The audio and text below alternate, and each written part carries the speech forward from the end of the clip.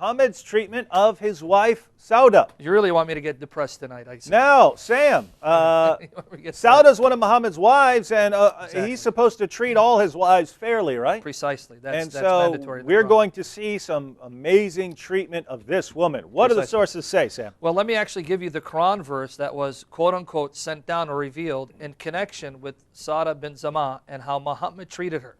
Sauda bint Zam'ah, according to some traditions, she was actually the first wife that Muhammad married after Khadija bint Khuwaylid died. Because as long as Muhammad was married to Khadija, he was monogamous. Because she was his boss for all intents and purposes, and she had the money, and he was her employer, and then they eventually got married. Tradition says he was 25 when he married her, and she was 40. And as long as he was married to her, he was monogamous. When she died, tradition says that Sauda is actually the first woman that he married, followed up by Aisha.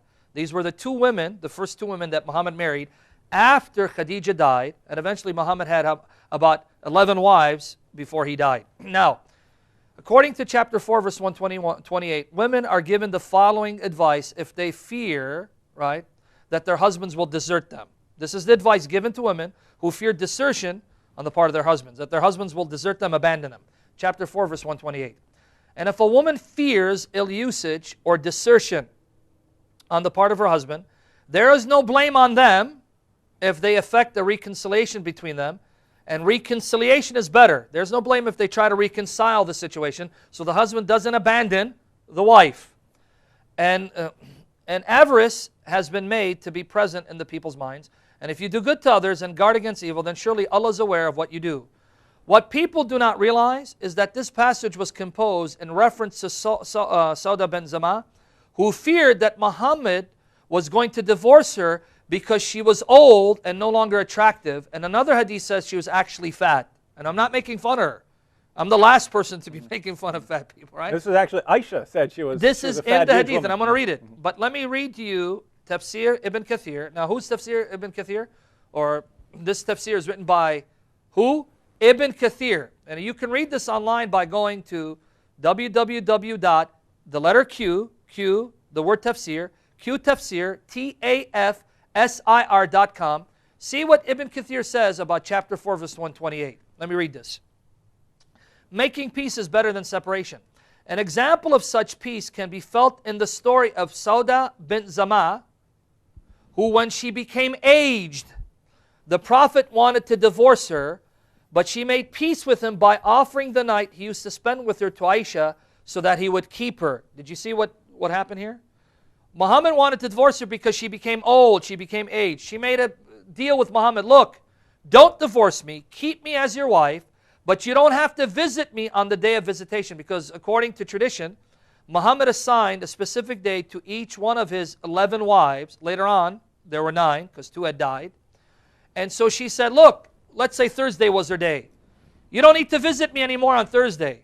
You can visit Aisha, your favorite wife, on that day. So now Aisha has now 2 days assigned to her. The day that was originally hers, and now Sauda's day has been transferred over to Aisha.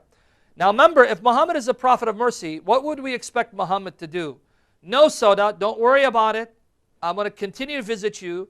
I'm not going to divorce you. After all, I love you. You are my wife. He goes, okay, I accept your deal. I'll keep you as my wife, but I won't visit you anymore. I'm going to visit Aisha instead. Let me read the rest of it.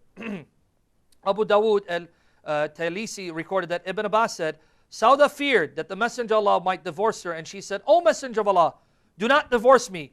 Give my day to Aisha. And he did. The 2 Sahihs, Bukhari and Muslim, recorded from Aisha, who said, this is now Aisha saying this, that when Sauda bint Zam'ah became old, she forfeited her day to Aisha, and the Prophet used to spend Sauda's night with Aisha. Making peace is better. It refers to the wife relinquishing some of her marital rights and its acceptance of the offer. So Sauda relinquished some of her marital rights, rights that belonged to her, so that Muhammad would keep her, Muhammad wouldn't divorce her. Now remember, we are told that Muhammad is a prophet of mercy to all creatures. Was this merciful? Did Muhammad actually show mercy to this aged wife, a woman who was old, whom he wanted to divorce because she was no longer attractive? And the hadith says, Sahih Bukhari, volume 6, Sahih Bukhari, Volume 6, Book 60, number 318, narrated Aisha, Sauda went out to answer the call of nature. After it was made obligatory to observe the veil, she was a fat, huge lady. Did you catch it? Bukhari, Volume 6, Book 60, number 318. She was a fat, huge lady. She had become aged, and Muhammad wanted to divorce her. Is that merciful? No. If you think about the repercussions of this, the message for both men and women here is, if you marry someone, you've spent years married to a woman, and she's eventually no longer attracted to you, you've got some younger, more attractive wives, you can toss her aside. But if she comes to you and makes a deal with you, please don't toss me aside. I'm not attractive enough to go out and get another husband. I will relinquish some of my rights as a wife. You don't have to treat me fairly. You don't have to treat me equally. Just keep giving me some food, and you can give whatever I would have gotten as far as treatment. You could give that to wives that you like better. And the Quran says, take the deal. What a great arrangement, right? Yeah. So I mean, what kind of security do you have if your husband actually takes the Quran seriously? As soon as you get older and unattractive, he can kick you to the curb unless you are willing to relinquish some of your rights as a wife. Lovely teaching we have here in the Muslim sources.